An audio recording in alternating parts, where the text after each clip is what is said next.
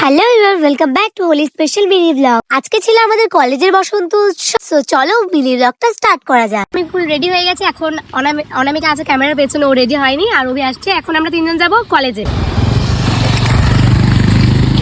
দেখো প্রত্যেকবার মতো লেট করে আসলো, আর মেন লেট তো ইনি করেছে। This one? মানে ছাপড়ি সস্তেই হবে এদেরকে। তো চলো স্কুটিতে যাব, গিয়ে দেখা করছি। আমি এখন লাস্টে বসছি, জায়গাই নাই। এই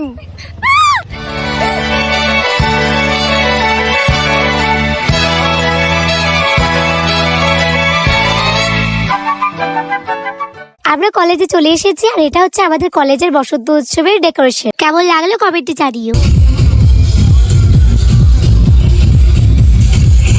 A few moments later. গায়ে ভূত হয়ে গেছি।